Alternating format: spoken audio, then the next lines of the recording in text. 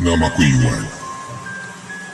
Aku baru saja bekerja di sebuah pabrik yang masih berada di daerah Jawa Barat. Bisa dibilang aku baru masuk kerja kurang lebih 3 bulan. Ya, cukup menyenangkan bertemu dengan teman baru, pekerjaan baru. Aku coba menjalankan setiap pekerjaanku dengan baik. Di pabrik ini aku bekerja di bagian produksi.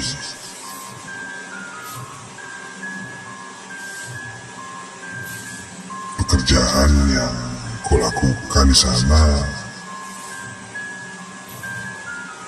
bisa dibilang cukup menguras tenaga. Harus berkonsentrasi dan tidak boleh ada kesalahan sedikit pun.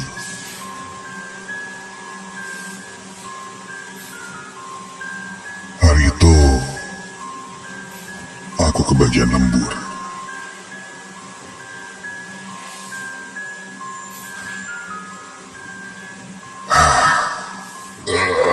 Aduh, badanku mulai pegal. Aku minta istirahat sejenak. Aku keluar mencari udara segar, sekedar untuk meregangkan badanku saja. Saat itu jam 9 malam.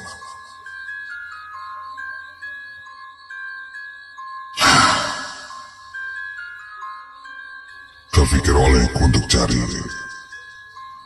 jajanan untuk cemilah. Agak lapar juga sih.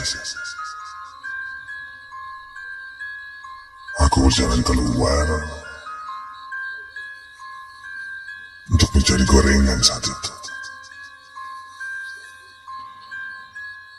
Sayangnya tutup. Terpaksa aku kembali lagi. Dalam perjalanan menuju tempat produksi, aku melewati beberapa lorong yang cukup gelap jika sudah malam hari dan sepi. Suara langkah kakiku saja bahkan bisa terdengar menggema. Dan ketika aku berjalan, di depanku terlihat ada orang yang juga berjalan. Sepertinya salah satu karyawan, tapi dari perawakannya si perempuan.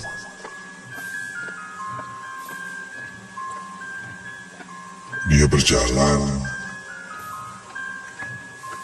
ke arahku. Namun karena kondisi gelap, jadi yang terlihat hanya siluetnya saja. Aku berjalan sampai aku menyadari sesuatu. Di lorong ini, langkah kakiku terdengar menggema seperti yang kubilang. Tapi langkah orang yang berada di depanku itu nyaris tidak terdengar sama sekali.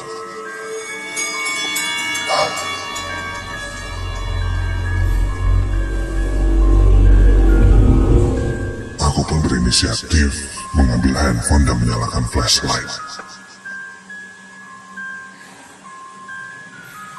Dan ketika aku nyalakan flashlight, sempat kusorot ke arah depan. Astaga! Orang yang seharusnya berjalan di depanku dan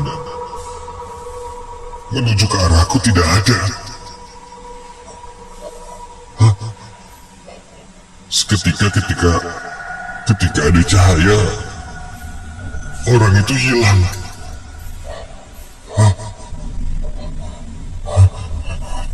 Buru-buru aku lari dengan cepat keluar dari lorong itu, segera menuju ke ruang produksi.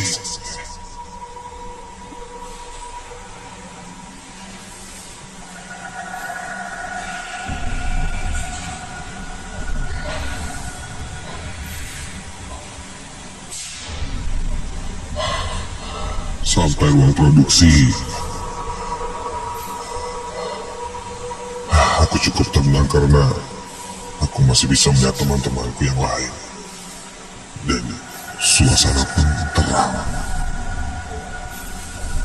Salah satu temanku sempat bertanya, "Kenapa lari-lari?"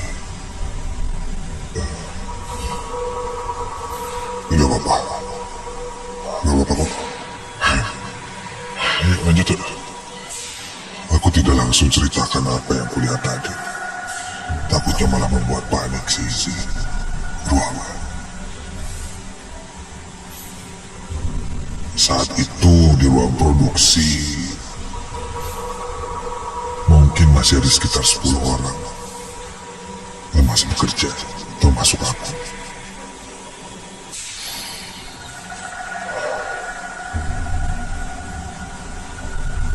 Menjelang pulang saat itu, kulihat ada salah satu temanku, sesama karyawan yang dia tertidur. Joko namanya. Dia tertidur di kursi dan mejanya. Ya, refleks aku pun membangunkannya. Joko. Woi. Bangun. Joko. Woi, Joko. Aku menepuk-nepuk bahunya.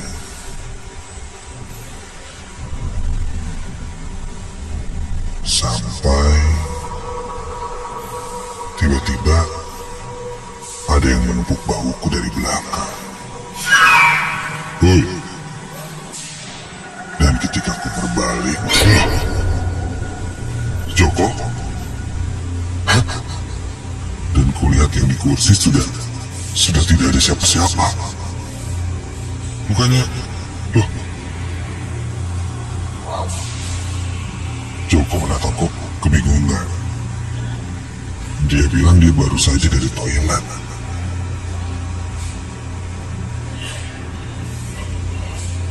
Aku pun buru-buru kembali ke mejaku. Aku melihat beberapa orang menatapku keanehan. Aku hanya bisa membalas dengan senyum.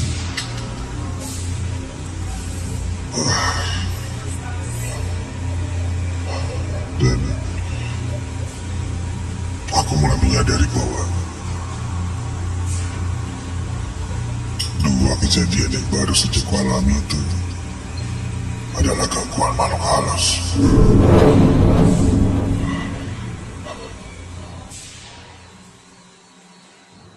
Singkat cerita, jam kerja selesai dan kami pun bersiap pulang. Saat itu, aku menunggu dijemput oleh kakakku. Karena motorku dibawa oleh kakakku, dipinjam, dan nanti katanya akan menjemputku pulang. Selagi menunggu kakakku, aku duduk dekat parkiran. Dan tak jauh dariku, aku baru sadar ada yang duduk juga. Seorang pegawai, namun dia sudah cukup berumur. Seragam yang ia pakai berbeda denganku. Sepertinya dari divisi yang beda. Warna bajuku biru sedang dia berwarna putih kecoklatan. Aku pun mendekati ibu itu sedikit basa-basi lah, sambil menunggu kakakku. Malam Bu, terlihat seperti kelelahan. Dia terus memegang-megang pundaknya sambil memijit-mijitnya. Capean ya, Bu? Kenalin, saya Iwan dari bagian produksi. Ibu lembur juga jam segini. Padahal mah, Bu, kalau udah berumur mah istirahat aja. Jangan diambil lemburnya. Ibu itu menatapku. Wajahnya terlihat lelah. Dia hanya membalasku dengan senyuman. Kalau ibu di bagian apa, Bu? Sorry saya banyak tanya, Bu. Ya, sambil nunggu kakak saya lah. Ada teman ngobrol. Bu, tiba-tiba ibu itu menangis.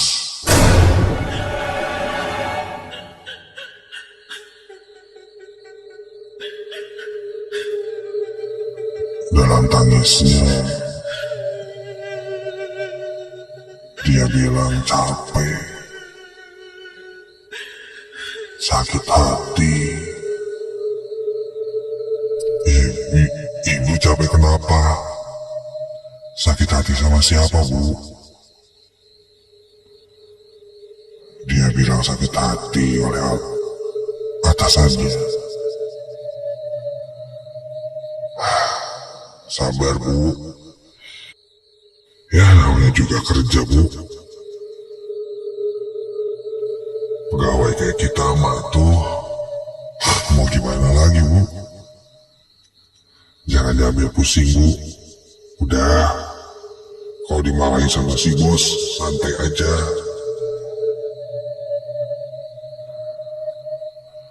Kulihat nama yang tertera di seragamnya.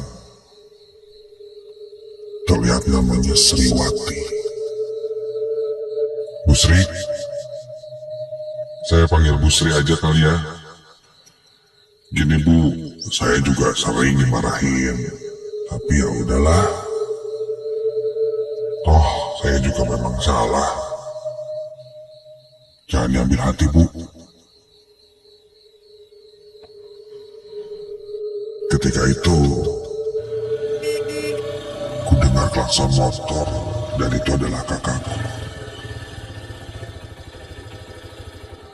Aku pun pamit pada Bu Sri. Bu, saya sudah dijemput. Saya duluan ya, Bu. Bu Sri pasti nunggu dijemput juga ya. Ya udah. Mari, Bu. Aku berjalan menuju kakakku yang berada di luar gerbang. Ku tengok lagi ke arah Bu Sri. Dia masih terduduk dan terlihat menangis sambil memegang pundak lehernya. Aku kasihan dengan si ibu itu. Aku bilang pada kakakku, "Kak, punya 50.000 gak? Pinjam dulu lah. Bentar ya." Aku pun beranjak berjalan kembali kepada Bu Sri. Sambil memegang tangannya yang dingin, ku selipkan uang 50.000 itu. "Bu, ini buat ibu ya. Buat tambah-nambah. Semangat kerjanya ya, Bu. Jangan sedih." Lalu aku pun berjalan kembali ke arah kakakku.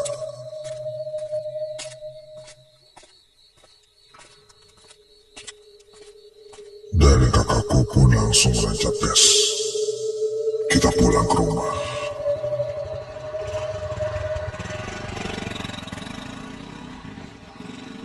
Di perjalanan kakakku bertanya, "Untuk apa uang 50.000 tadi?" Ku bilang aku berikan pada Bu Sri yang tadi ada di tempat duduk di parkiran. Dia nangis, kasihan, dimarahin bosnya. Kakakku lalu menengok ke arahku. sambil menyetir motornya. Dia bilang, "Bu Sri yang mana ah? Orang tadi di parkiran gak ada siapa-siapa. Kamu malah simpan uangnya di atas kursi kosong. Ngapain sih? Aneh." Mendengar kakak berkata seperti itu, kupikir dia bercanda. Setelah terus kuyakinkan, kakak benar-benar tidak melihat siapa-siapa di parkiran itu. Bulu kuduku tiba-tiba berdiri merinding.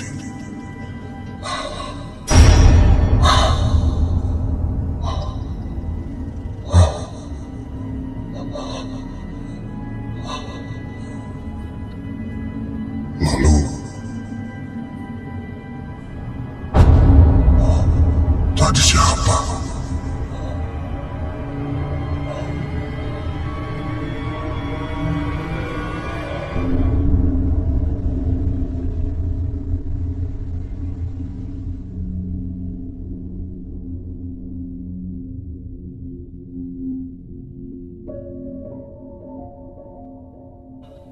Keesokan harinya, aku pun kembali ke pabrik dan coba beranikan diri bertanya pada HRD. Siapa tahu kakakku memang mengada-ngada dan mengerjaiku. Aku bertanya tentang Bu Sri. Dia bekerja di bagian mana? Dan aku pun ceritakan semalam aku bertemu Bu Sri. HRD itu, Pak Tito sebut saja dia, mengerutkan dahinya dan mulai cerita. Seragam yang kulihat warna putih agak kecoklatan itu seragam lama. Seragam pekerja lama. Dulu ada pekerja memang bernama Sriwati. Namun dia sudah meninggal. Dari cerita yang beredar, dia meninggal dengan mengakhiri hidupnya di rumahnya. Dan kejadiannya sudah puluhan tahun yang lalu. Astaga. Ketika ku ceritakan ciri-cirinya, iya, mirip seperti itu. Bahkan Pak RD itu pun memperlihatkanku sebuah foto dan iya, wajahnya persis.